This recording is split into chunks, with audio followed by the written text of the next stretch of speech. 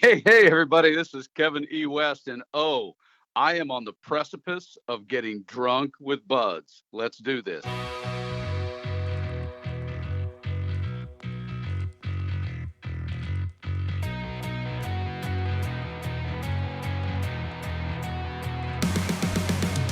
Do you wanna get drunk with Bud? Oi, oi! I wanna get drunk with Bud. Oi, oi! We are getting drunk with Buds. Oi, oi! Oi, oi! Welcome everybody to Drunk with Buds, a show about trying new beers with some friends and having discussions you normally would have at a bar. As always, we get our beer information from the Untapped app. That's UNTAPPD. You can now follow the show on there at Drunk with Buds. All right, what's up, everybody? Honer is here. I haven't been here in a while, so welcome back, me. Thank you. Today I'm here with Bruce. That's me. And today we have a very special guest. It's Kevin E. West. Oh, my God. I am here. Drinking early. Hell yeah, dude. We love drinking early. That's how we do on our Sundays. That's right. Now, speaking listen, of Sundays. It is Sunday. That's true. And also we have the Blood of Christ. It's the Sunday Sour. It's Odd Brothers Craft Cider. Cider, other fruit, 6.5% ABV, not available IBU. Wow, only 189 check-ins for this one. Ooh. 4.08 average out of 5. Odd Brothers Craft Cider is a cidery from Homer, Michigan. That's close to Honer. It is. Style guide says apples, Concord grape juice, potassium sorbate. All right. Potassium sorbate. Am I allowed to drink this? Oh, yes. And you're allowed to cuss and swear and do pretty much whatever you want. If you hate it. But also, so the can says stuff that the style guide should have. Oh, okay. That would have been cool. It says Sunday Sour. Jesus walks into a bar. Just 13 waters, please, Jesus says to the barman, winking at his disciples. The bartender says, close the door. Were you born in a barn? Be you, be odd. He was born in the barn. Wow. What if God was one of us? But I digress. Oh, Joan Osborne reference. Wow. Nice. All right, so everybody. I go early, fellas. I go early. Oh, he pre-gamed. He was pre-gaming, baby. All right, it's time, everybody. Take your first drinks, sips, whatever you want, and let us know how you feel. Just imagine you're at church right now drinking It this. does have a little bit of a church wine kind of smell to it. It is one of my favorite things about being from the South is they won't sell liquor on Sunday, but they'll sure as hell consume it. Yes. Yes. All right, there we go. Holy crap. That is awesome. It says like if Mad Dog Oh, 2020 was like you- good tasting. Bruce, you totally nailed it. Oh my God. If this Can I tell a story real quick? Yes. Tell a Go story? ahead. Always, Go man. ahead. Oh, so I'm older than you gentlemen, and I'm saying that respectfully. I'm at Boston, the concert opening, Sammy Hagar, circa 79-ish. I drink an entire bottle of Mad Dog and pass the hell out, miss all of Sammy Hagar, wake up at intermission. That is a perfect reference, Bruce. Well, thank you. This I don't personally like Mad Dog. I think it tastes like really bad Oh, it's awful. church wine. Oh, yeah, it's but this terrible. tastes like if Mad Dog Was good. tasted well. Yeah. Yeah, this is uncomfortably sexy for me. Ooh. As a medium long beer drinker, more of a whiskey guy. This would be like that thing you would stick some ice in the summertime and realize that you had fallen into the pool before it was too late. This would be good blended, I think, too. Like iced, iced up, blended. Yeah, that's what I'm saying. That's what Yeah. I'm saying. This is Margarita that- shit. it's got that summertime. Let's get drunk with the Oh, barbecue yeah. thing going on. Dude, and it tastes like straight up Welch's. Yeah, That's Concord how- grapes. That's literally all I'm tasting right now. And I'm Concord like, this grape, is baby. awesome. This is dangerous too, because Yeah. I think didn't you say this was like 6%? 6.5, yes. Just that you guys are making my points. What I'm saying, you would be like 12 of these in before you realized you were going, "Hey, Billy, hold my beer," and doing something really stupid. You'll start, You weren't holding a beer out to Billy. It was something else. you'll start, Yeah, exactly. You need an ice pack and a hug. start feeling like Christ himself. Ooh. Oh, a lot of references. I think Honer with that with all the folks in Homer are like, Welch's shit. Not exactly what we were going for, but okay. Well, that's exactly what it is. That's right. A little bit I'm sweeter, gonna be so though, drunk Cider. by the time we're done. Well, you are getting drunk for buds. Woo! I am. All right, so you want to go ahead and get into the first segment. That's right. Here we go.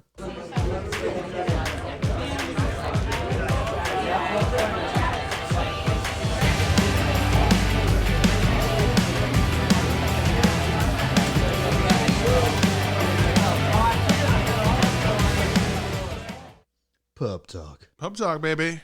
with Honer and Bruce. That's right. I guess we got a guest. Oh, yeah. The West. Mr. E. West. E. West. Go E. Yeah, West, or- young man. Yeah, or Kevin E. I have so many nicknames, Bruce. I have lost track over the years. Oh, okay. That might be a good thing. Yeah, for some people, yes. So Pub Talk is where we have those conversations. You have your friends while you're getting drunk at the bar. We got a couple topics today. Number one is large and in charge, something that you are very passionate about, communication. And i.e., like, do we feel like it's dying? Well, it's communication has gone completely sideways in the last 2 decades. I'd even go 20. I'd even go turn of the century, but I'll just go 20. I'll just go 03 on us in terms of communication was never brilliant. Let's keep this in mind. I mean, Bernard Shaw didn't say that, the problem with communication is the illusion that it's actually taken place. He didn't say that because it was good back in his day, but yeah, it's certainly gone downhill with the advent of no one knows how to spell because everything's shorthand on texting and texting. So yeah, it's gone sideways, and sadly it causes probably a lot of people to drink or need to drink more because they spend half their days trying to understand what the hell someone was talking about. I get what you're saying about the shorthand and things like that, but don't you feel like with the advent that everyone is reachable, that some communication has actually strengthened? Like things that you and I, when we had problems when we were younger and things like that, we wouldn't really bring it up. But now you seem to use an instant community who have the same experience as you. You can reach out and you feel that anonymity giving you the ability to be able to share and get, response back, good mental health. I feel like in some areas, I'm going to have to counterpoint with you on this, that I feel like communication has gotten stronger. Maybe not with your parents or your elders, but with people within, an instant community will pop up for you. I love counterpoint while I'm drinking. Are you kidding me? I want counterpoint all damn day long. But my counter to your counter to everybody's counter. Are we playing Magic? Well, I know. It's like counters cubed, only different. I would, my issue, Brother Bruce, is, since it's Sunday, it would be the amount of communication does not necessarily equal the clarity of communication. What I more mean is, the old phrase of, people mean what they say, but they don't say what they mean. That can happen even in a community where I agree with you. There is an outlet, or there's a vehicle, or there's a device that allows us to communicate more often, quicker, faster. Does not necessarily mean it does not also create within the context of how the communication is sent, that it doesn't cause an immense amount of confusion and therefore a great deal of frustration and emotional irritation. That's my concern. I was going to say, because I can, after you're saying all that, I'm starting to think of a way that communication is dying. And I guess it would be like, let's say we have a different viewpoint on something, and then like you don't want to fight with someone, so you don't really say your point because you don't want to like lose the friendship, because lots of people will like break off friendships if like, we'll say political views, but we're not going to get into politics. But I'm just saying, like, you have your old style, you have your style over here, and you got your view, but you don't want to irk your friend and lose the relationship, because some people will break ties with people that differ with their views. But it's like, I'm literally trying to tell you a point of what I think, but people get so butthurt anymore. Yeah. That leads into like, I'm going to counter against myself on like the availability. That's what we're doing. But that's what we're doing. Right, we're kind of like expanding our. It's what we would do at a bar. Yes, right, exactly. we have the instant community now, but that, like what you said earlier there, Kevin, that it may not be quality. Because of that, everyone has an anonymity. The likelihood of getting good, factual information from this is a lot less than it used to be, because there's no way of, in that these new, instant social media outlets of communication, how do you know what that person is? You can't, people are taking this fact when, for a lot of things, like that leads to big problems. Well, 100%. I saw that on TikTok, so it's got to be true, Yes, and of course, just so I'm clear before I get really drunk, is there certainly is a situation with communication in which you're just discussing the communication of receiving communication from an outside source, a non-intrapersonal party. Absolutely.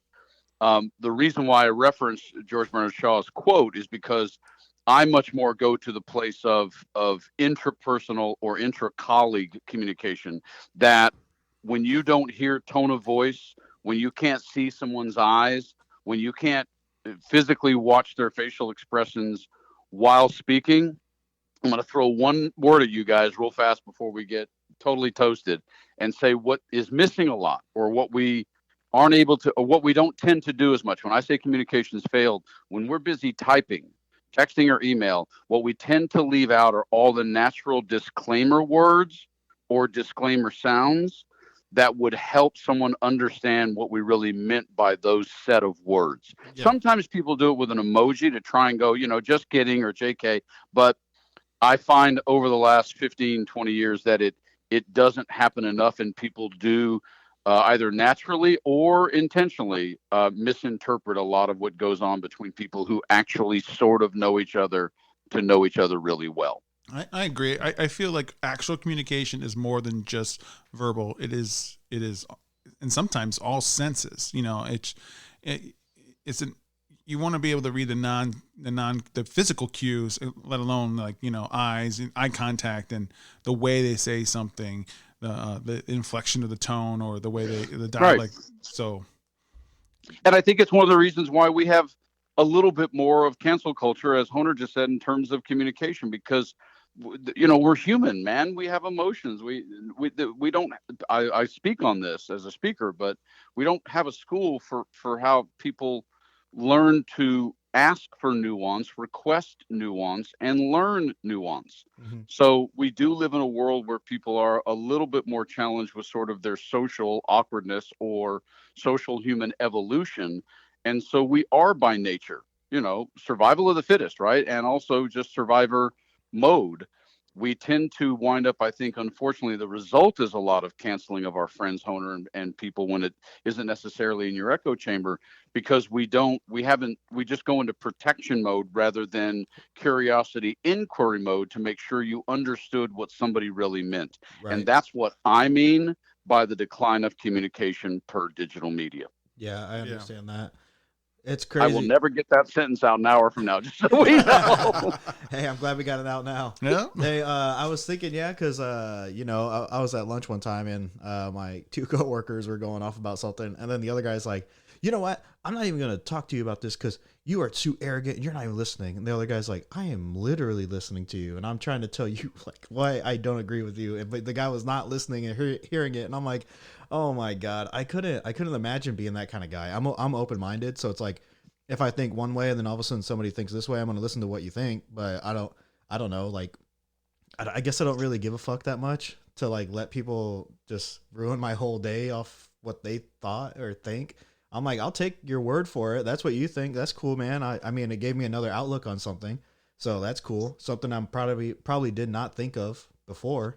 So it but that I would say that's something you've evolved to, Honer, right? Yeah. I mean, that's a place you've gotten to. I mean, shit, I saw some quote 5, 6, 7 years ago from Keanu Reeves. It said, I've reached a place in my life where someone says, listen, man, 2 + 2 = 5. He was, doing it metaphorically. Right, he goes, yeah. That's cool, man. That's cool, man. Have a good day.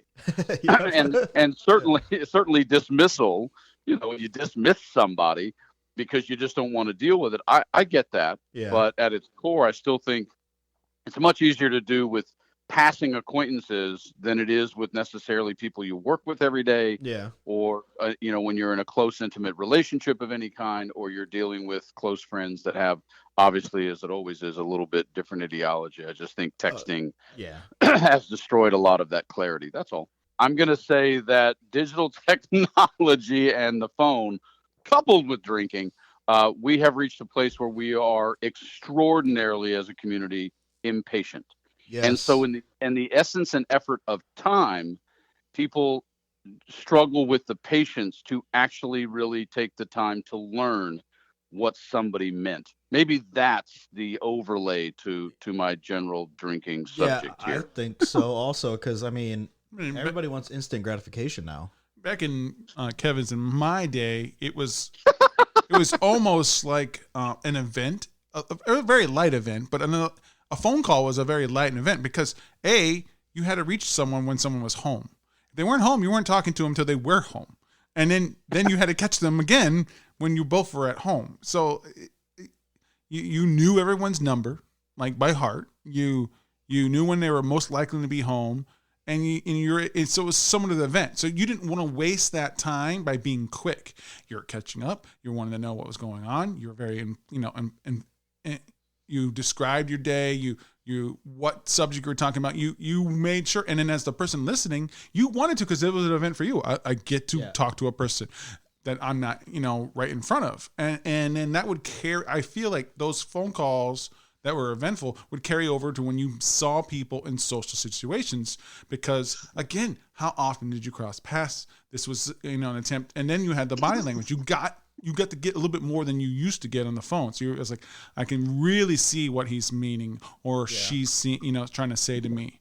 But with the ever readiness of everything, we have siphoned away what we would allow for time. We're like, well, I have more. I want to use my time in other ways other than talking to you. So I want to hear what you have to say, but can you give it to me in the least amount of characters and as possible? Well, you know what? Or I'd rather just not deal with it and address it. And we're talking about the podcast drinking at a bar, right? Yeah. But when you were at a bar, or if you are at a bar and you're not talking to somebody that you completely know, maybe not a complete stranger, but you were sitting at the bar and you weren't going anywhere. Yeah. You even if you disagreed, I guess I'd call it the process of communication has been truncated by time, and therefore it leads to a massive amount of misunderstanding, which is why I believe the communication scenario in this world has massively declined. Wow. Okay, I said that whole thing, Bruce. But I was going to say, I'll say my last point, but it's not a point. It's just an observation. So you said it was an event, seeing your friends and whatnot. I get that. Time slows down when you're finally seeing your friends. Still, to this day, my family also, that's how I get. But I'm always texting my friends too, though. So communication is still there. You know what I mean? Like, yes, always daily, still catching up, talking to them, bullshitting, whatever. And then when we find time to hang out with each other, we try not to be on our phones, but I've noticed at like my family stuff, if like there's a couple people talking, but then there's going to be some people that are just chilling on their phone and not talking. Sometimes that happens with my friends too, but certain friends. If you have more of an experience like that, then okay. Dude, I'm drinking grapes. I'm drinking Welch from fucking Homer. I mean, come on now. You're drinking some Mad Dog, buddy. They finally woke up and made a good drink. Dude, if I'd known what this was, I got some. Oh, I haven't. Jesus Christ. Did you plan on drinking the whole can? Let me guess. You were going to drink like this, a couple sips of each one, and now you're like, fuck, now I got to drink the whole can. Oh, no, dude, I'm half in.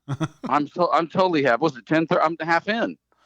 Yeah, I'm going to be completely a mess by the time we get done with this. I'm going to be a complete. And I have a literary thing I have to finish later today. It may go sideways. It's very possible it may just go sideways. Just like communication. All right, so now we're going to say what we thought about this beer.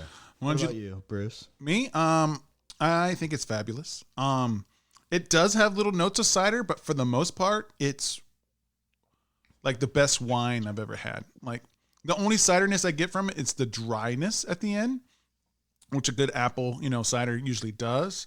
It just packs that punch with that Welch's Concord grape and just a little bit of like winey fizz that reminds me of cheap church wine or Mad Dog. It's a delectable treat. I'm giving this a 4.5. Kevin, we use the Untapped scale, which is 0 to 5 by quarters. 0 is something you never want again. You want to come to Indiana and punch us out for giving it to you. And 5 is the best thing you ever had. You can never get tired of it. What do you think about wow, this Sunday sour? Well, because I'm a whiskey drinker by definition and not a wine drinker, and yet I would agree with you. It does have that sort of bitter, dry kind of finish to it. I would say that I would probably actually, for myself, put this above White Claws or Mike's Hard Lemonade. I could actually probably drink this a little bit more than I could those. And I just think about it in a day, right? Like, how much of these could I drink in a day and still be, quote unquote, not drunk or not, but enjoying myself? And there's a part of me that thinks this is even available to perhaps slip a little Malibu rum in ish, maybe, and have that kind of be a thing. But I'm going to go, since you're putting me in this spot, I'm going to give it a 4. Nice. I'm going to go 4, not 4.5. I'm going to go 4. That's good. That's good. Yeah, I would. This is probably one of the best ciders I've ever had, next to that Traverse City cherry. But yeah, this is fantastic. Honestly, grape is a great flavor. I love Welch's, and that's exactly what it reminds me of, with a little bit of kick of the apple at the end. So I would definitely give this a 4. I'll do 4.75. Woo, child! Yeah, it's a bad boy. Would you guys order this at a bar? Definitely. Oh, absolutely. Absolutely, depending on the time of day. Yes. And not me. And if it happened to be Sunday, for like a Sunday brunch, I'd be in trouble, because I'd just be like, keep bringing them. I'd ask for it in a wine glass with a piece of cracker or whatever. With a wafer? Yeah, the wafer. The wafer. Yeah. You know, like, need an umbrella, or maybe, anything else visually with the glass. No, he wants communion wafers with it. Yeah. Oh my God. It literally, oh my God. Well, speaking of, the last time I said, oh my God, how great someplace was, our first sponsor. All right. Looking for a cool craft beer bar? Hop Station Craft Bar has over 30 rotating taps and hundreds of bottles and cans to enjoy. They also do can purchases for carryout. Not a fan of beer? Well, you're in luck, because they have a unique cocktail menu as well. So come enjoy the arcade games, dart boards, and the pool table. Oh, did we forget to mention the food? Whether you want street tacos or delicious pizza, you can't go wrong. With the outdoor patio, it won't be hard for you to find the perfect spot to relax. So head down to Hop Station, the #1 craft beer bar in Indiana. You'll find them on 318 Union Street, Mishawaka, Indiana. Hey.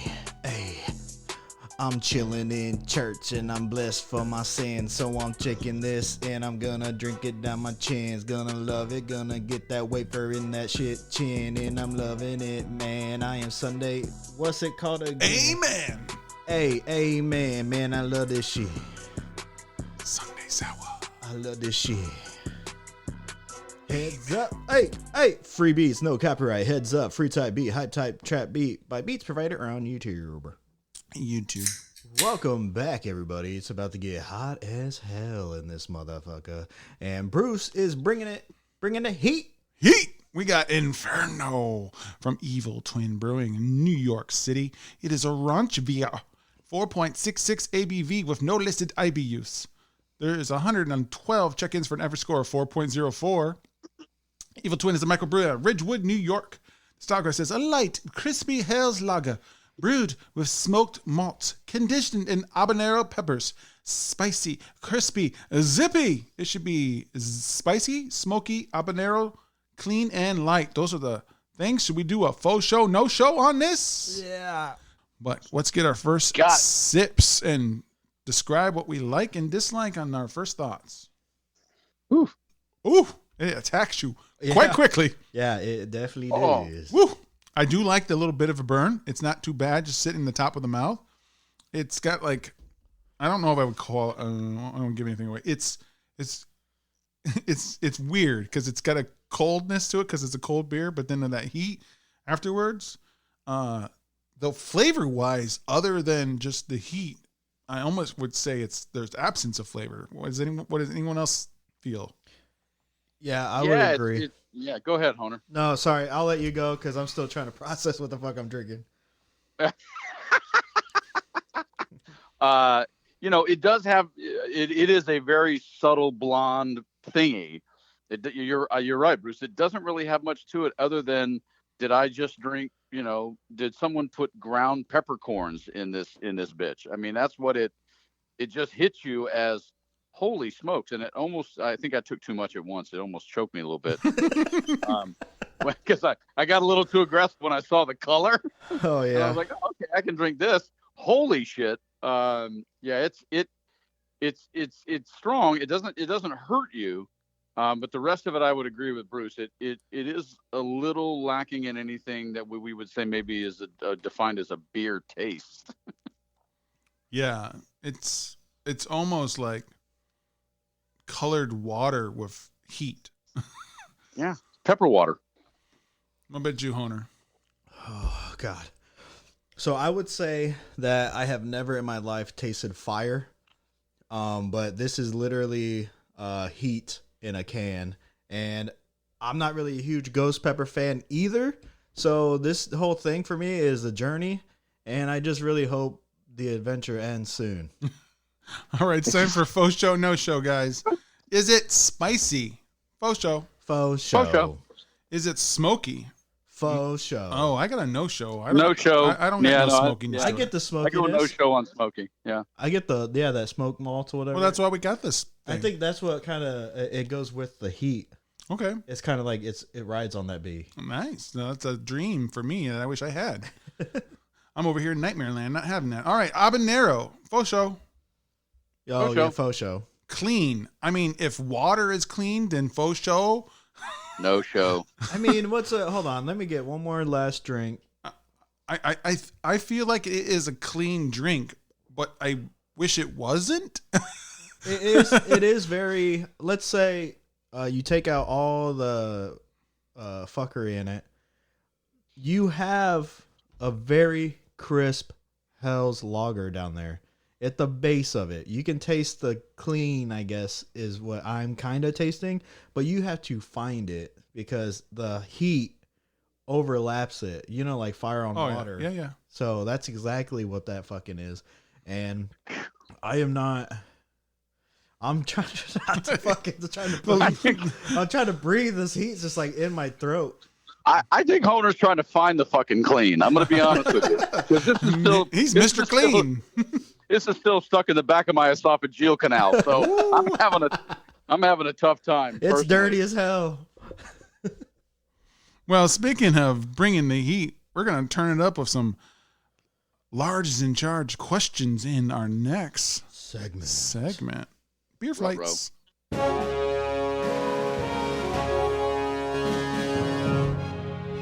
Who? What? When? Where? Why? And how? All right, so this is Beer Flights. This is where we hold you down and we ask you intense questions that will have you questioning your whole life after this is over. Oh my God.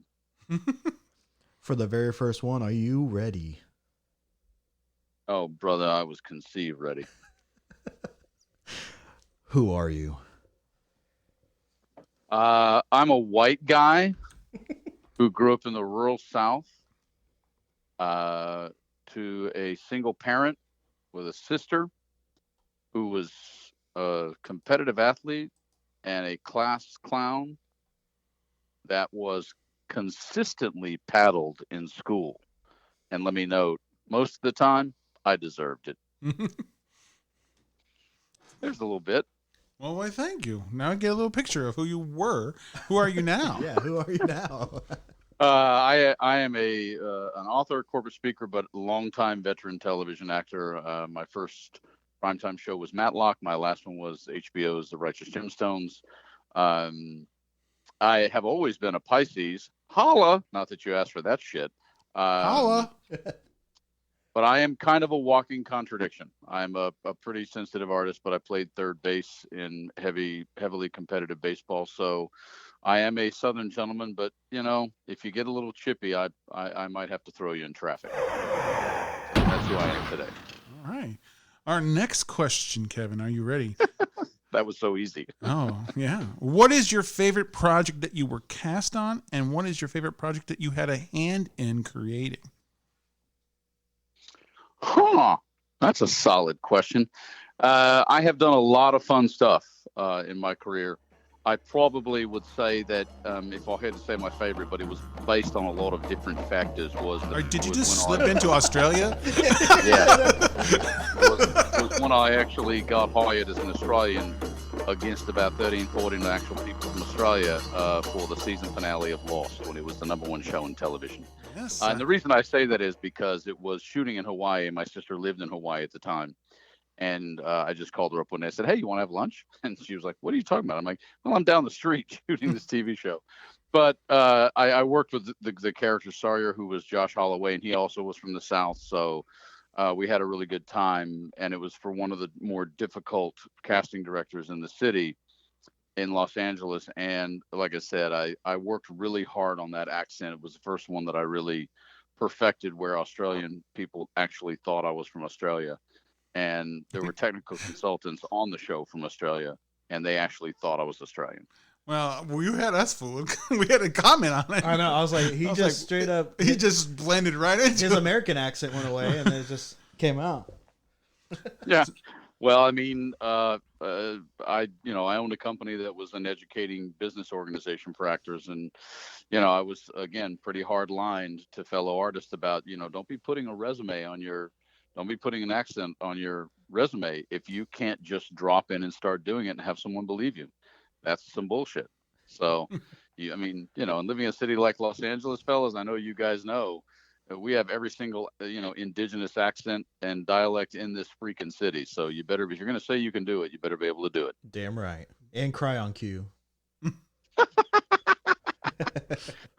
So that was probably my favorite show for a bunch of reasons over the years. I mean, I've had fun doing them all, but that was probably my favorite. That's awesome. Awesome. So when you were hand in, well,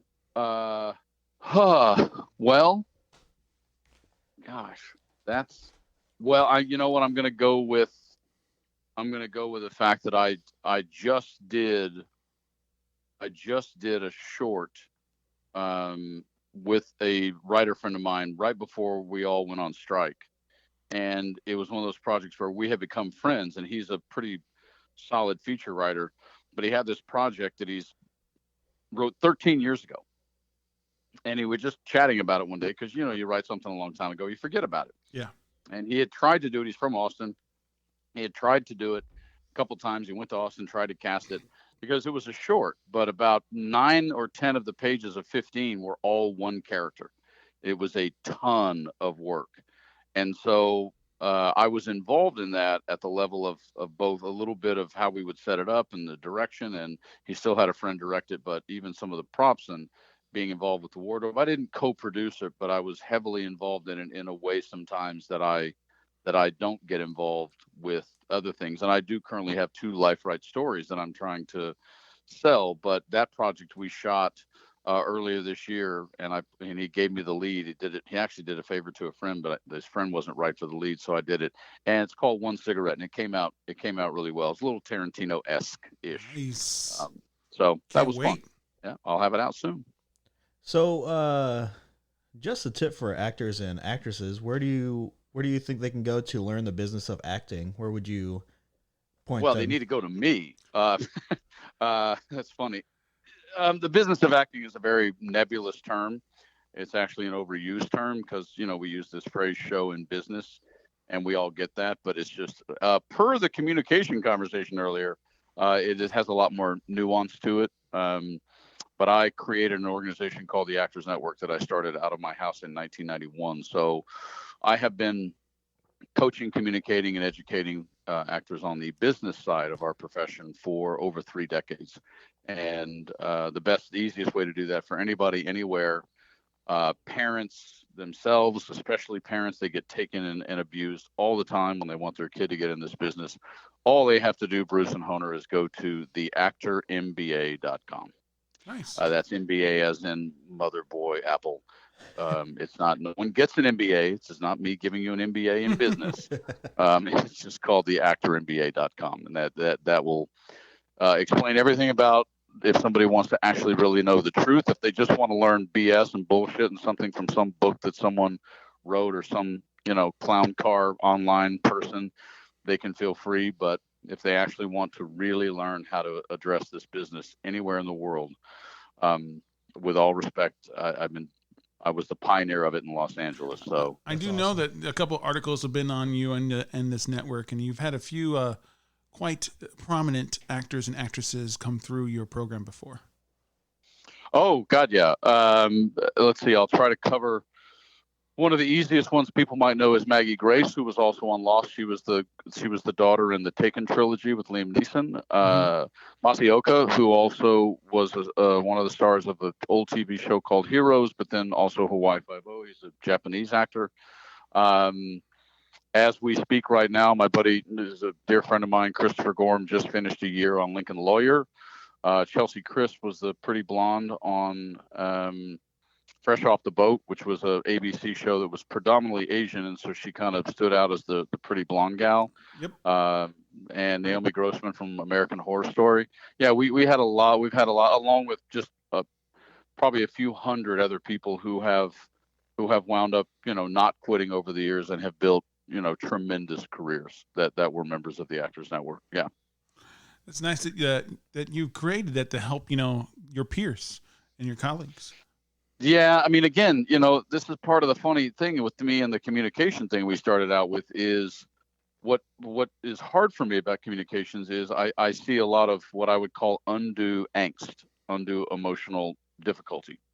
And in the vein of what just happened with Matthew Perry yesterday and the struggles he's had and the fact that I've dealt with another suicide in my life from the artistic community recently, that's probably part of the reason why I've been asked it a lot. Why did you start it? And I again, it was just a meeting in my house that turned into an organization, but I think I did it because what I was witnessing around me, I'm a bit of an empath, what I was witnessing around me in Los Angeles was this large amount of emotional frustration and angst that was really debilitating to a lot of us. And I just didn't think it was necessary. And so I thought, well, do this, do that, understand this. And that's kind of how it started, was just, I am just a helpful person by nature.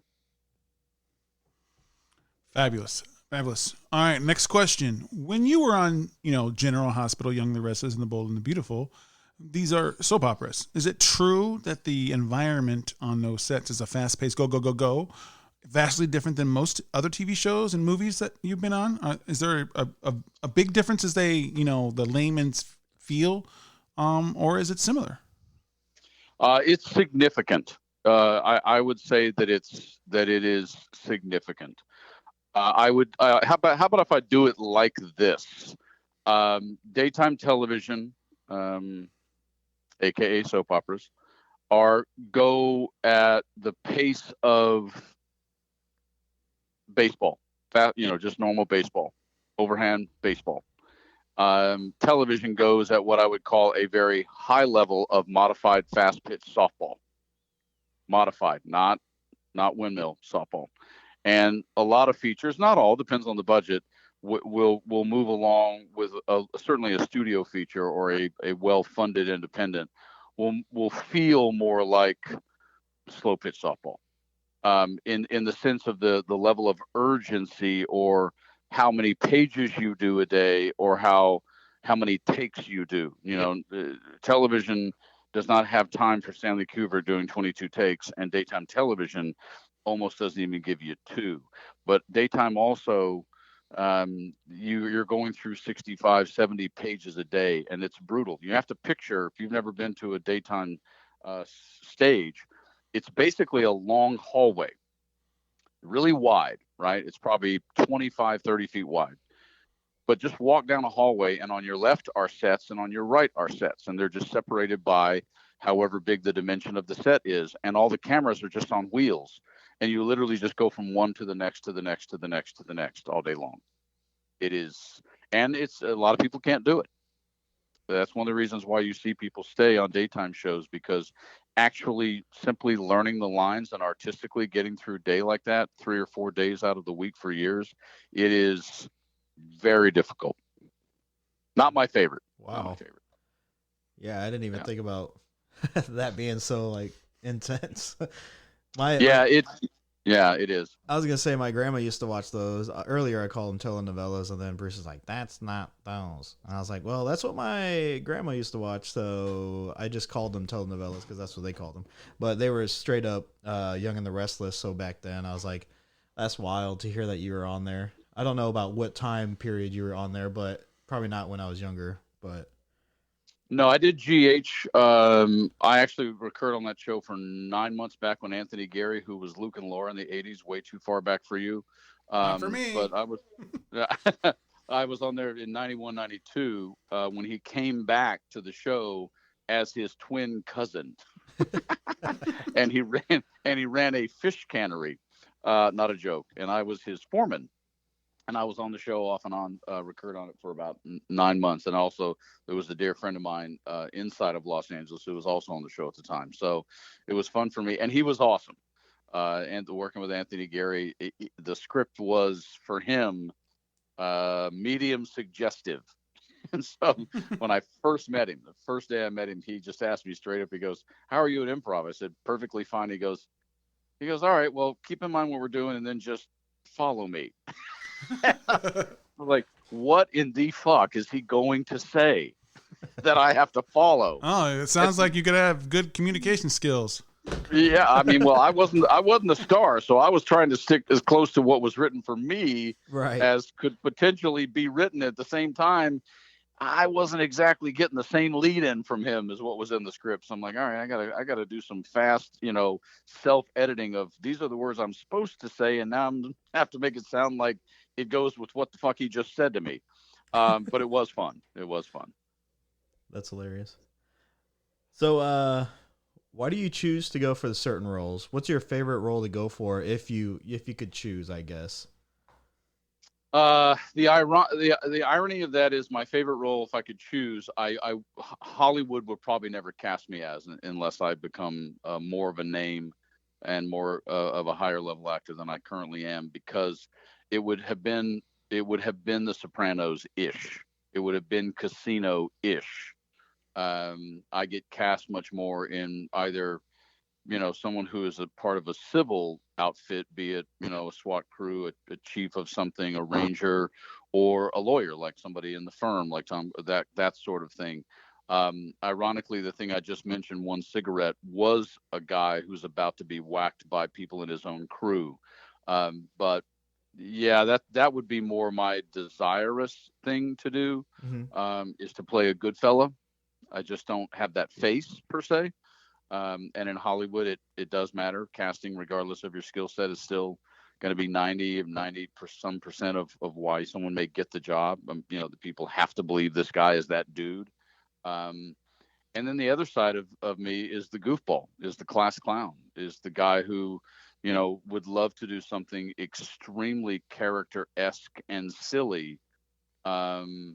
Much like Danny DeVito's character in Taxi, not, obviously physically, but just something that's really off the wall, because I have quite, like the really sort of off the wall side of me, right? It's like we do this for like classes, and bad hair and that sort of thing.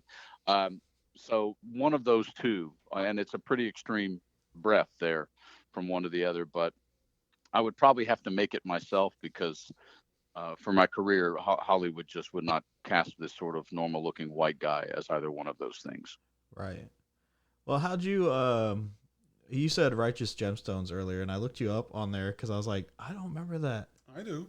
I'm like, I didn't know your face by then. Yeah. So then, but I remember the scene, but I'm just like, how'd you get that role? Audition for it. Just for the most part, how I in general get most of my roles, even though I have 3 movies that are coming up that I'm sort of pre-cast in, but that's again part of just knowing you. But the funny part is, much like I said about Lost in the Australian role, that show's cast by one of what would be called the tougher offices in Los Angeles. And the truth of the matter is, it's what was amazing to me, and what people don't understand is, it looks like a nothing role when you watch the show. And yet when you talk about shows that are really critically well done and well produced, and Danny McBride does a very, very good job.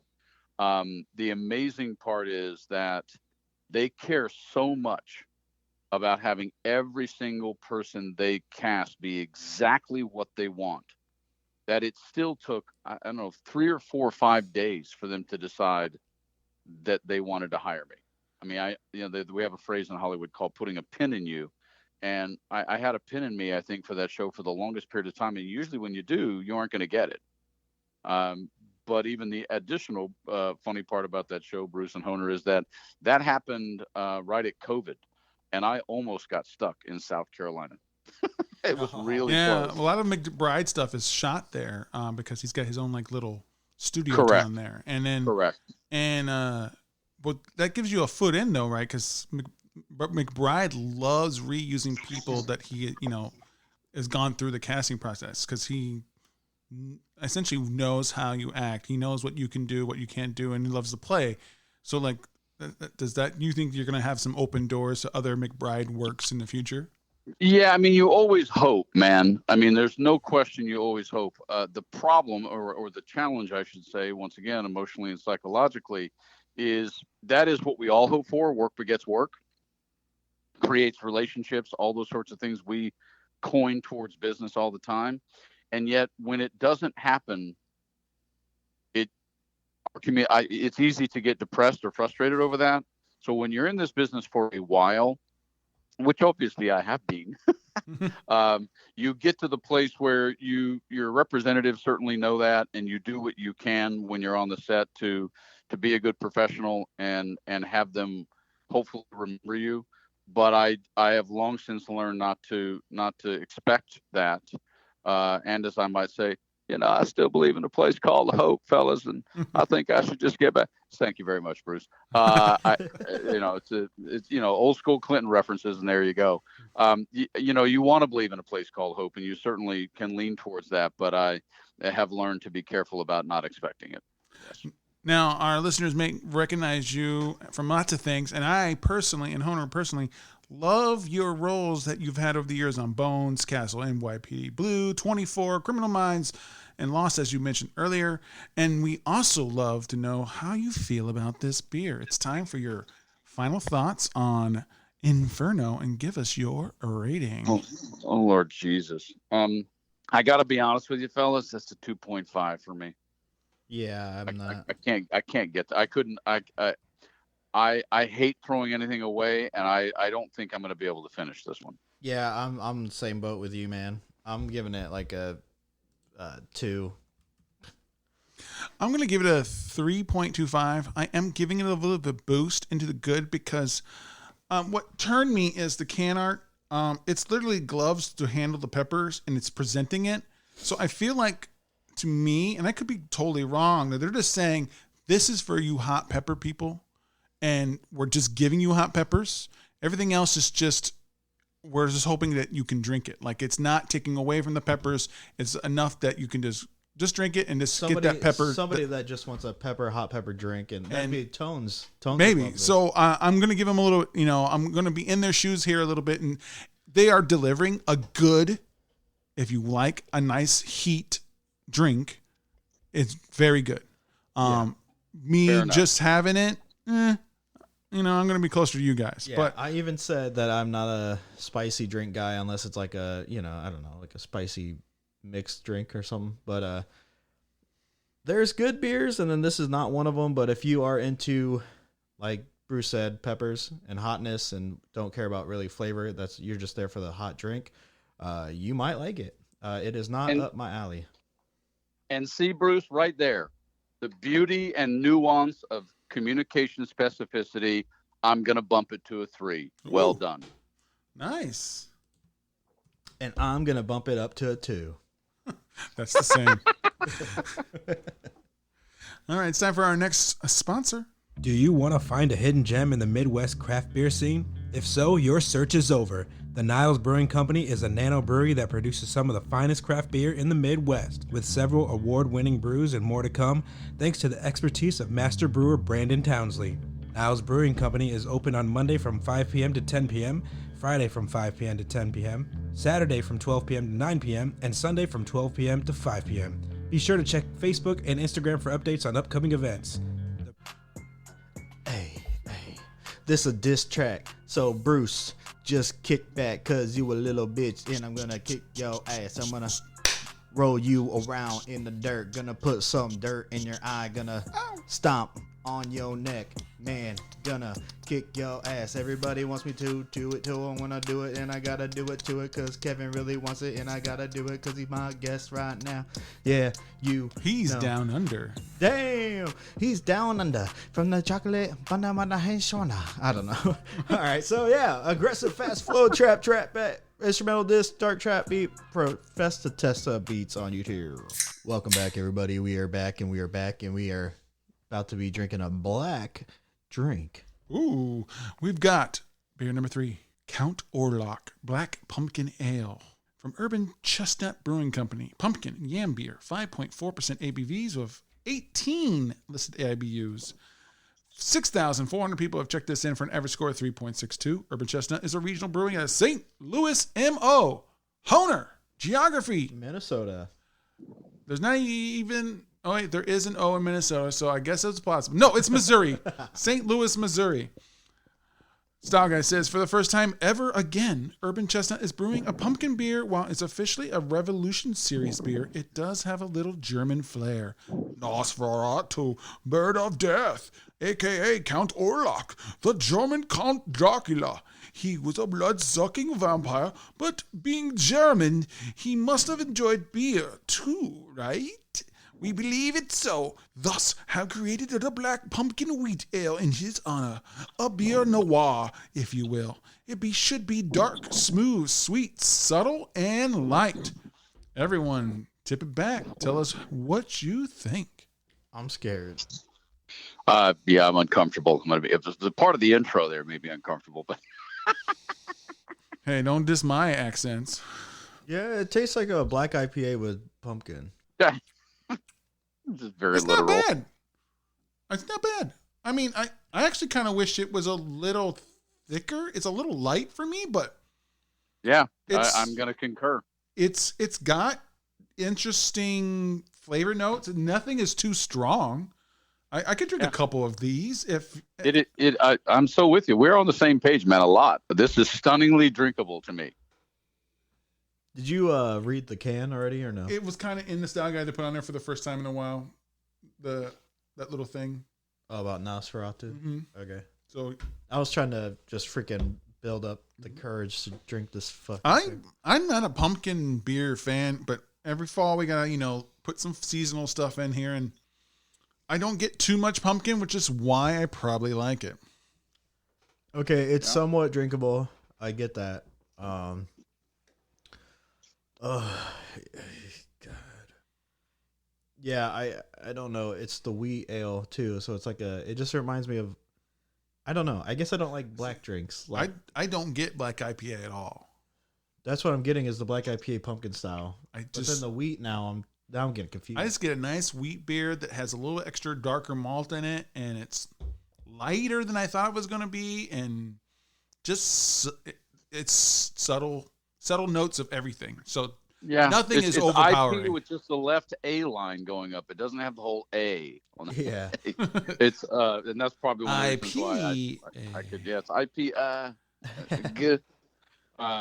That's probably why I could drink it. But I agree with everything you guys said. It's way more drinkable. I was waiting to swallow, a cotton ball. Yeah, I think I will say that this is better than the last one, and this is it's a little bit of a refresher after that, kind of cooling down the heat and just it's just simmering down. You know what I'm saying? Yeah. I totally get that. Yeah. So maybe I that's started at 10 o'clock in the morning, so I mean it's 11:15. I'm already cocktailed. I mean I'm just You flip making. Bruce and I- are you Bruce and I making talked drinks about of this Brian ahead of Brown? time. Are you flipping drinks of Brian Brown? Yeah, well, cocktail. It's funny you should bring up Brian Brown because that's actually the way that I first started learning accents and dialects was by, as opposed to buying the tapes, right? I would pick out an actor that I knew was from that particular region and and I would listen to them a lot. And that's when I realized I was actually pretty decent at audibly training myself. And I did it off the movie Cocktail. Ooh, look at that There you fusion go. of Look at that mind. sneaky angle you did there, Bruce. You little sneaky freaky. All right, so let's go ahead and hit it. 1, 2. Oh, Die by review, die by review, die by review. 1 star, 2, 3 star, 4, maybe a couple of 5s. Die bar review, die bar review, die bar review. Die bar reviews is wherever you'd 1 through 5 star reviews for die bars I'll probably never visit. All right, let's do this thing. Today we're digitally visiting Foxfire Room in Valley Village, California. You ever been there, Kevin? oh my God. Foxfire. Guys, it's a total train wreck. Absolutely. I've been there several times, more times than I'd like to admit. How would you describe it? So before I have other people describe it for me. It is the quintessence of a more rural, small town dive bar with the bad red leather boots and gold buttons and dartboards, and at least 2 people sitting at the bar from 4 o'clock on that you're not sure are going to make it through the night Oh, with hell questionable yeah. amounts of teeth. It is outstanding. Wait, did you say teats or teeth? Teeth. Teeth. Teeth. I thought you said teeth. He and I'm can't. like, huh? He's drunk enough that he can't say teeth, but he can say quintessent. I know that. I told you I was a walking contradiction an hour ago. He did say that. That's hilarious. All right, so let's see what people had to say about it. But first, Foxfire Room describes itself as famous for its appearance in the film Magnolia. This darkly lit dive features drinks and bar games. Cool. Okay. Just like any other dive, except for not Oh, Magnolia. you were in a movie that some people hate and some people love. That's contradictory. And they didn't mention the bad carpet. If you sure haven't, that's carpet, or is that just the filth that's grown to make it feel Right. like it's carpet? It just or if still or hot. if too many people have been happy to see me. Whoa! Hey-o. Hello. And they also don't mention the fact that if you have any ounce in you of tactile issues, you should probably just bring your own wipes, because when you put your hand when you go to sit in the booth and you put your hand against the booth, or you're at the bar, I'm not going to promise it's not going to be a little sticky, as it were. You're going to have some bacteria on your hands before you leave. Mm-hmm. All right, so You know. first up, we got Scoozy. All right, first Scoozy. off, we have Nicholas Savalas. Starts us off with a 5-star banger saying, Woo! okay, let me introduce you to the finest bar in the nation, the Foxfire Room, Valley Village, California. No question, see Jody on Thursday. She's always glad to see you. Tell her Nick sent you. Okay. All right, next time we go there, say, hey, Nick sent me, Jody. And then I don't know what happens next. Wow. You might get a handy, you might get a handout or something, you know? Yeah, it's hard to say, but again, let's go back to the teeth portion of the show. Oh, so might Hey, not that- need a hand. Yeah, that might be all right. Well, quarter near, teeth roll back. I'm not saying, I'm just saying maybe. Don't call me maybe. All right, we got Laura C. Next up, gave it a 4-star, says this place is super divey and great bar for a date or a fun time with friends. The bartender is super suave and likable. The place is small, but on the night we came, it wasn't packed, so we got seating at the bar. The drinks are a good price and with plenty of alcohol. Cool, chill bar if you want to come and enjoy time with your friends. There's a few games to play that are definitely fun while drinking. LOL. Okay. Yeah, I think she was really giving you the Lauren Boebert review of what you can do in a bar like this. That should have been funnier, per the recent Lauren Boebert theater visual. But yeah, I mean, she's not wrong. It's fun. Is he an AI I know, robot? he started glitching. All right, so Jose Amaral Jr., 4-star, says, decent dive bar in the area with karaoke night and a few other things during the week. The night I visited there was mostly an older crowd and the music was playing loud and rocking to a nice fun groove. Beer selection is very nice and friendly service. You can sit either at the long bar, or there are a few tables against the opposite wall from the bar where you can sit with the group as well, but it's often busy and you might be better off sitting at the bar. Overall, I enjoy coming here in the environment of relax and calm, forgetting the outside world. I mean, we've had some pretty good reviews so far. Not bad. I know, Numbers, right? 4s and 5s. Next I'm up, crying. next up, we got Robert Neville with 1 star. Says, dive dump filled with troublemaking bicycle drunk druggies and old 7 a.m. morning loud mega alcoholics. Also be careful because some of the bartenders create fake tabs with your name on them, even though you weren't there. Avoid this place unless you like talking to drunks who want to bum cigarettes off of you and then steal your seat. Damn. Damn, stealing. I'm your gonna seat. have to say that's possible. Again, per the cigarettes and steal your seat, please see my comment about teepuses. Missing teepuses. Those people sometimes like to steal your seat. And they did this whole thing during COVID of trying to create this back patio, which is really just 2 poles and a net. It just doesn't work out. It's no bueno. All right, Mojito M with the 5-star says, Sunday, 3 p.m. This place was on fire. Bigger crowd than expected. Probably because of football season. It was awesome nonetheless. I'll be back unannounced soon and see what the vibe is like during prime time. He has to unannounce it. Like, who the fuck is going to expect him? I'm not coming. Yeah. Next time you see me, you don't know. No. It is genuinely a classic. It is a classic dive bar, especially in a city right here. I live in Studio City, so I'm kind of on the valley side heart of Los Angeles, and so it's just not really a place you would expect. Yeah. So I would have to say for our last one, we have an article from Foxfire Room. It's from patch.com. It's not like the other ones. I would look for crime, but I couldn't find anything. I thought it'd be hilarious. But no, this one is Foxfire Room, a dive bar dream. The Valley Village watering hole is the best dive bar in the valley. From Craig Clow. But this is from like 2011, so obviously shit done changed.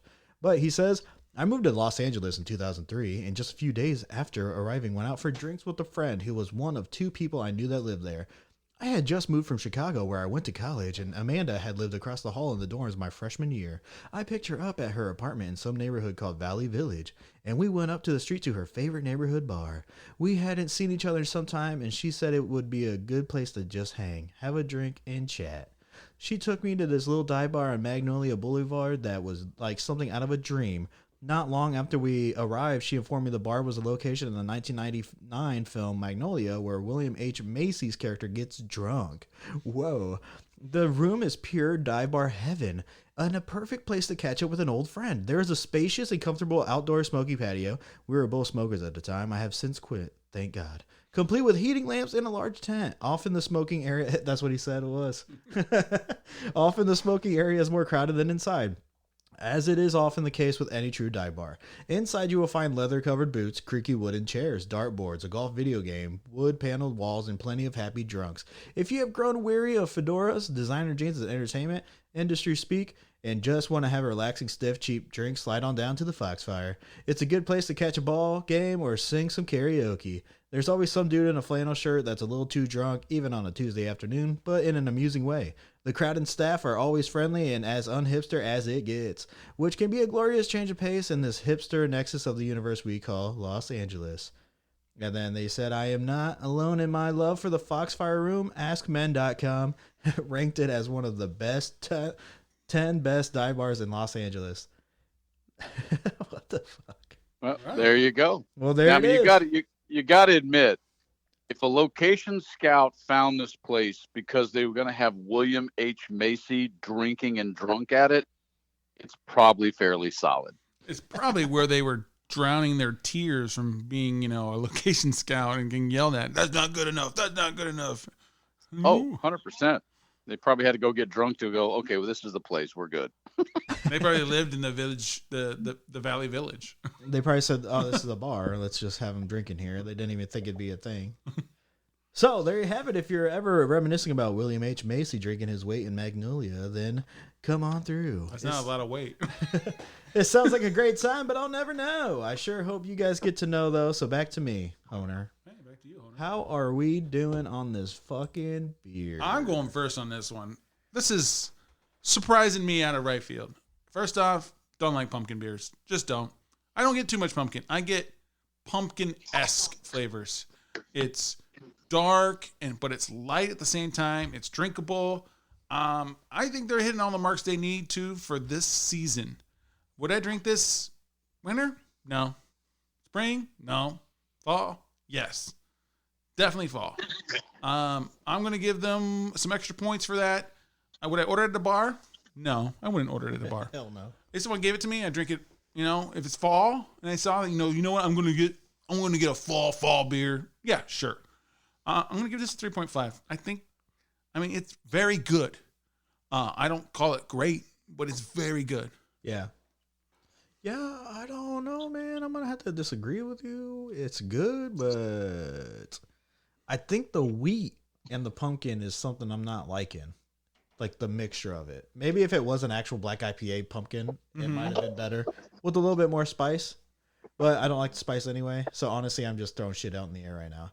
I'm going to go ahead and give it a 3. I'll be generous. It's good if you like pumpkin, but don't expect too much pumpkin spice if that's the kind of pumpkin beers you like, because this is definitely just it tastes like an experimental beer, and it tastes like fall. I'll say that. It does give you a fall experience, but other than that, yeah, I honestly would not order this at a bar. I probably would never, ever have this in my body again. Wow. How about you, Kevin? Never in my body again, damn it. I'm going to do a little combo on how we rated the last one and then how it is for me, because I'm not much of an ale guy or a pumpkin spice thingy. I kind of tend to like it, but I'm going to go with what we did in the reverse last time, Bruce. And I'd say if somebody was expecting this to be kind of that fall ale, I think they'd be disappointed. Because I could drink this when I can't drink other. So I'm going to go 3.25 just because I think it's someone who loves ale wouldn't hate it, and someone who's not a big ale person can drink it.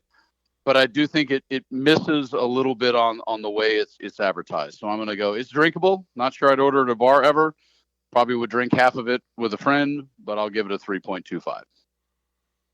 Perfect. You can dance to it. We can dance to it if you want to. Yeah. You ain't no friend of mine. Damn right. All right, so let's move into our shop break. Hit that music. Hey.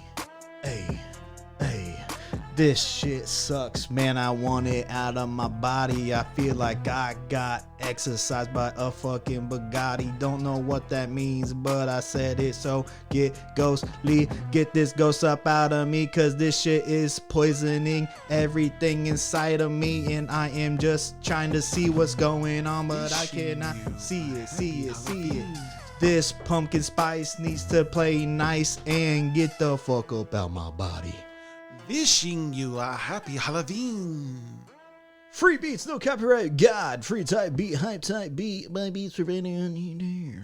Welcome back, everybody. It's Drunk with Buds, and I'm Honer. Still here with Kevin E. West and Bruce. Brucifer. For Halloween. I'm 667. Oh, all right. So this one is Tectonic Uplift. This is the final beer of the day. It's Elder Pine Brewing and Blending. It's a New Zealand tile pilsner. Tile? You just did what I did. I know, I did on purpose. 5.4% ABV. Not available IBU. 799 check-ins only for a 4.02 out of 5. Elder Pine Brewing and Blending is a microbrewery from Gaithersburg, Maryland, United States. Style guide says, New Zealand Pilsner brewed with heirloom London lager malt and hopped with some of our favorite New Zealand varieties, Nelson Sauvin and Pacific Jade. Okay, everyone takes their first drinks and sips and tell us what you think. And this one is going to be, we'll do a, what's it called?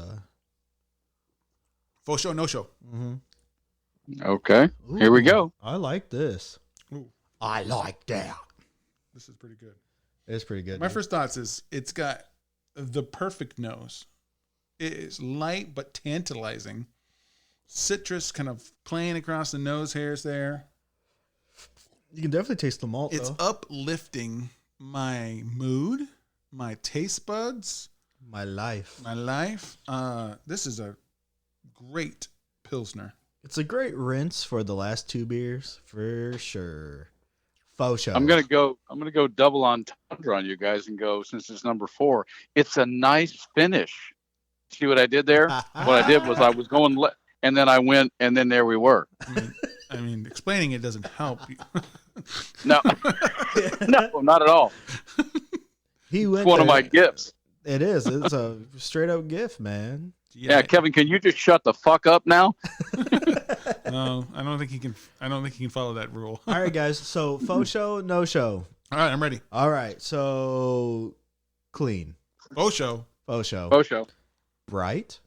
Faux show. Faux show. I would say it's bright in Faux the show. fucking glass. Effervescent. Faux show. Faux show. What's the I like that effervescent word. mean? That's again? like bubbly, making you like very not. It's a good change of pace, refreshing. Faux show.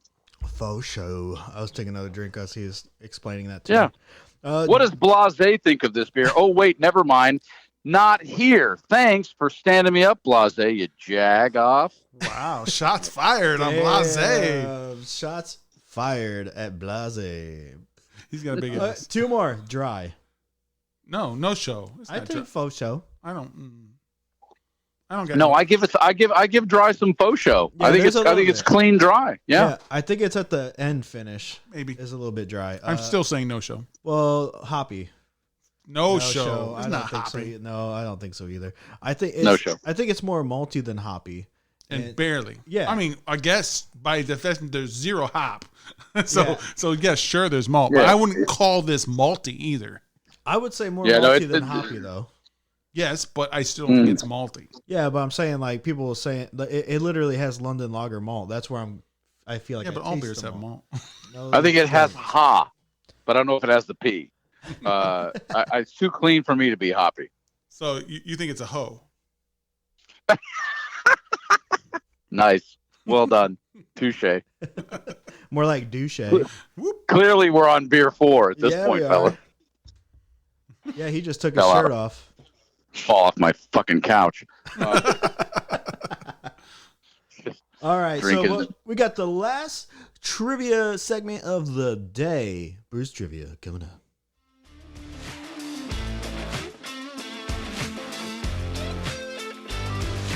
Bruce Trivia.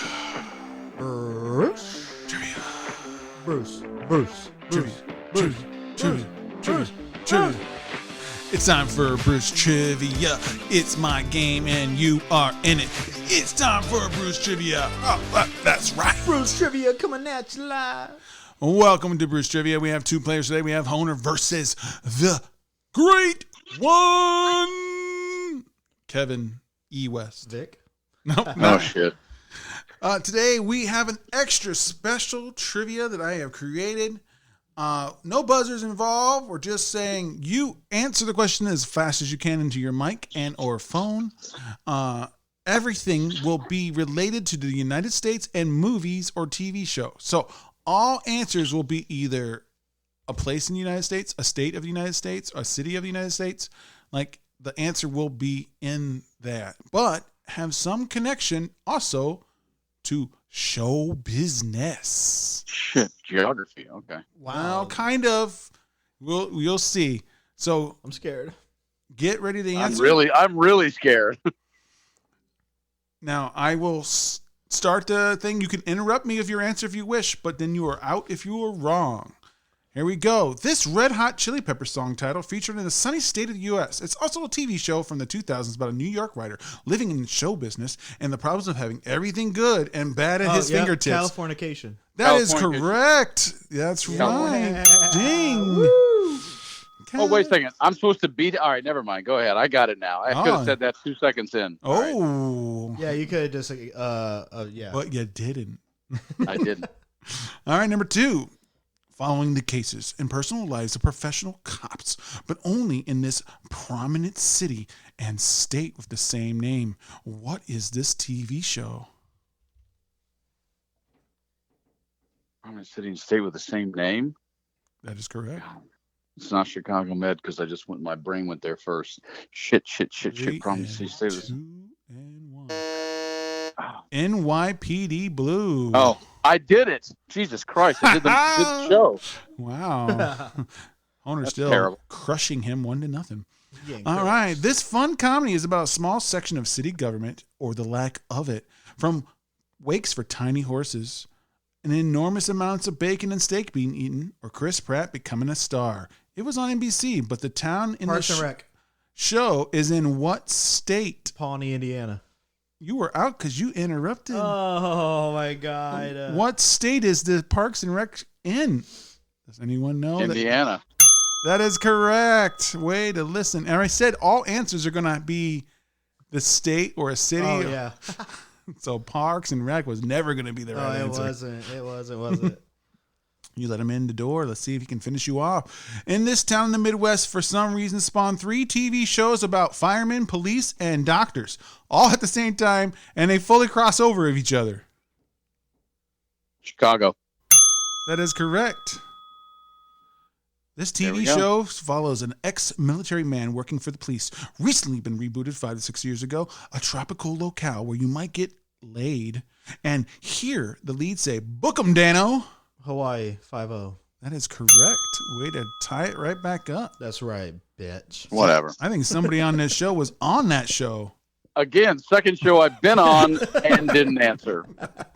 Donald Glover leads this critically praised show about a particular city in Georgia, not far from the MCU's filmed. Don Glover. Donald Glover. Donald, like the younger one. Yep. That the other one's Danny, right? He's Savannah. He's a rapper. Atlanta. That is correct. Yeah. Atlanta. You weren't on that show. No, it's where I started my career, though. Again, I can't get any of the ones that are related directly to me that you guys did. Well, it's still tied, and there's 2 left. Let's see what we got here. It's never cloudy in this city, according to a popular TV show, and some zany friends and family. And It's always sunny in Philadelphia.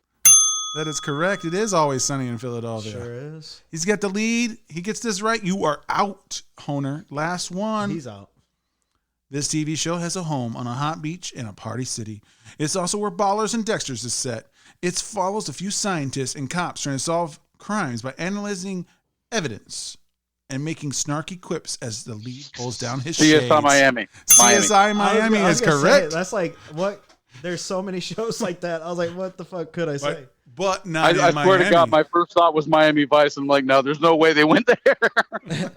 I was like, CSI New York, CSI. Like, there's so many. But only that guy takes his shades down when he Oh. says the snarky Yo, I remark. never watched it, so I don't know. to my face, and I don't blame you. I did the show and I don't watch it. All right, so you have won. Our guest has beaten Honer.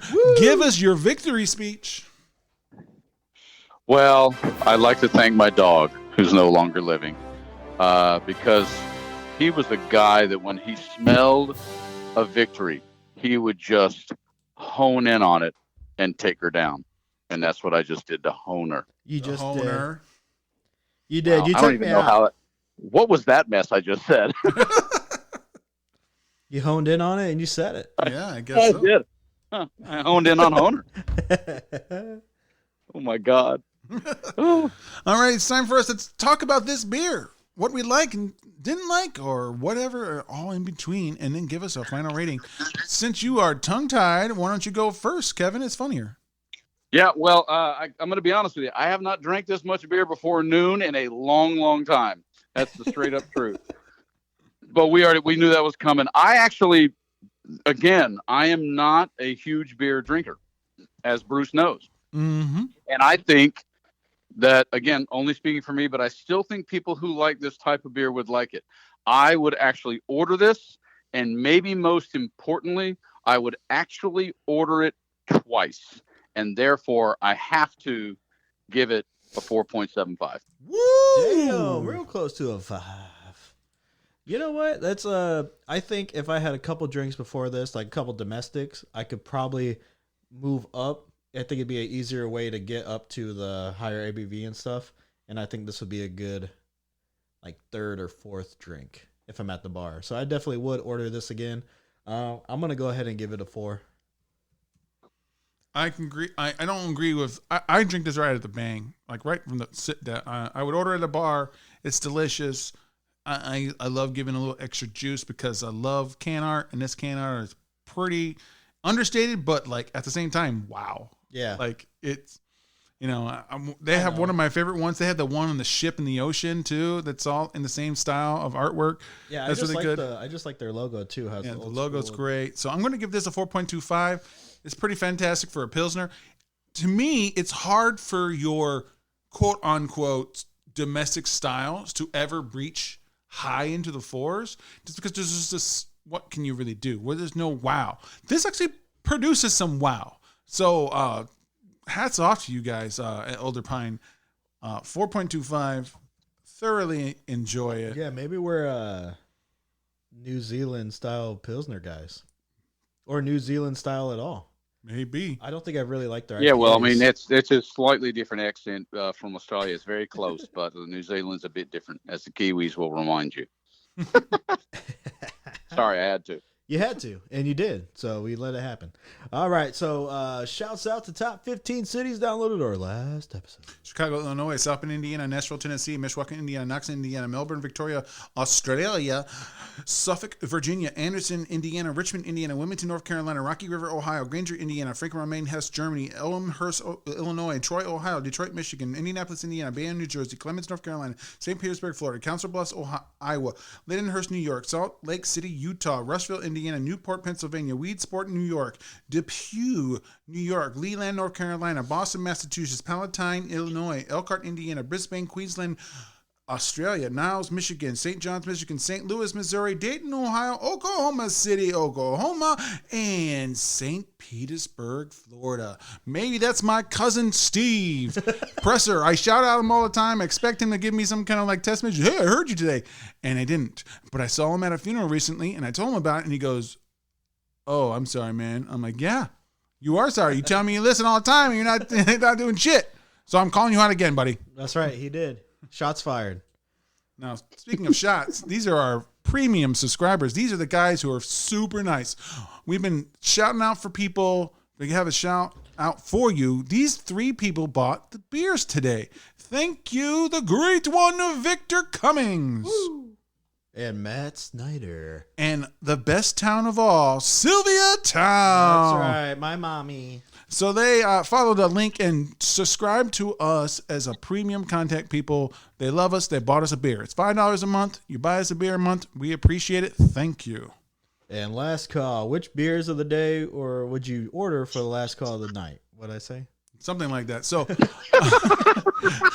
Kevin, which of these 4 beers may not be your favorite beer, but which is the beer when at 3 a.m. they say it's last call that you're going to end your night with? It's 3 a.m. I must be lonely. I'm unequivocally going Tectonic Uplift. Because it's 3 a.m. I need an uplift just to get home. I mean, True. that's some good logic there. That's true. It is effervescent. It is, but I got to go back. I mean, it's been a while, but I have not forgotten that cider. I know it was a good one. Ooh. I don't know if I could have that last call. Though. Oh, I definitely could. That'd be for me. There's so many people who live in gutters right now who are drinking Mad Dog as their last call, so I'm going to be right with them. Wow. That's true. Wow. Live in gutters. That's the end of the final toss out. Well, you know what? I think I would also do the Tectonic Uplift because I'd probably be drinking domestics all night, and it kind of gives me a little bit more of a boost to go. Yeah. Get Makes my you ass feel a little out Euro the door. sexy. Yeah, staying sexy. So, Kevin, this next part is our guest book. Unlike most people who have an actual book that's a guest book, we use the cans that we sent you. We want you to pick your favorite, tell us what it is, and I want you to autograph that shit and send it back to us. We have a wall of all the beers of our guests with their autographs on it, and we use it for social media purposes, and it's just our guest book. Which beer of the day is your favorite? Well, I think I'm making this kind of clear. I got to go Tectonic Uplift, and the good part is it's of kind of an all black can. And then the irony is, of course, it's Kevin E. West, and what is on the can? An E. Yeah. And I even have a silver Sharpie in my house. Woo! Yeah, there we Holla. go. Holla. So it's going to be like triple sexy. So it's social media time. Honer, hit us up with what you got. So I am Honer Creations on Facebook, Instagram, TikTok. I make dumbass videos for dumbass people like me. I'm also the social media guy for this place, podcast, Drunk Buds. So if you're talking to us, you're talking to me. Kevin, what do you got to promote? Movies, TV shows, anything you want, if you have any of those, or things in your past you want to promote, and then hit us up with the social medias that you want to give out. You know I will. I mean, I'll promote my IG, which is at the Kevin E. I'll be I certainly have already mentioned the actormba.com, and coming up, I am going to be shooting somewhere in the next, when the strike freaking ends, 3 months. I'll be shooting a film called Raider, one called Marinus, which could have potential Oscar nomination to it, and then hopefully one that will finish out called Oasis. That's what I got coming up, but they're not in the can yet, so they're not out yet. Nice.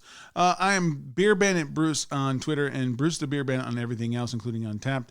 You can follow the show on all the social medias that Honer was talking about, but you can also find our merchandise that we have priced to literal pennies for dollars for us on profit. We don't want your money. We just want you to rep our stuff. It's on teespring.com/drunkwithbuds. We have some fall stuff left. We have our all year stuff, and soon we'll be putting back up our Christmas stuff. Take a look. Support us out there. We won't be hurting you in the bank because we don't want your monies. We just want your fandom. Yeah, that's right. And if you got pictures of you guys in shirts, send it to us so we can post them on our social medias. I am wearing it, bruh. I am right. wearing the Drunk with Buds podcast shirt. That's right. Sweatshirt. He is representing. He is wearing a purple hoodie with our Fall Leaves logo. Oh, sexy. Yeah. It's quite comfy on a football Sunday. I got to be straight up with you. Oh, yeah, they're comfy as hell. Yeah. All right, so we're going to head and what am I doing? And didn't rap, but Oh, yeah. while you're finding that rap, I'm going to say, everyone, drink responsibly. If you have or know someone who needs help with their problem, please call the ACC at 1-406-936-3350 to get 24/7 help anonymously. All right, so this is Free Beats, No Copyright Stallion, Free Type Beat by Beats Writer on YouTube. All right, Kevin, it's time for you to rap. I got a rap? You don't gotta, but go for it. I mean, you should be drunk enough. My... Is this Yeah. my tune? Yeah, That's your tune, baby. it's you. I have this is gonna go horribly. Oh my boys, I got Honer and Bruce. What they done to me is throw me at the truth. Oh, I don't know what I'm gonna do at the beach. All I know is I gave him a dive bar with no teeth. There we go. Yeah, that's his motivational speech. And now I'm hanging on like a leech, and I can't do his teaching, but I do what I can, and I'm reaching for the moon, and I'm looking at you soon, and I'm about to moon you with my booty, I'm shaking it truly, and you love it too, that's why we shaking bodies, and I'm going downtown. All right, everybody, go ahead and stay sexy. Thank you again, Kevin, for coming through, man. It was awesome hanging out with you, man. Great times, boys. Thanks for having me, man. Total Stay pleasure. sexy, everyone. Woo!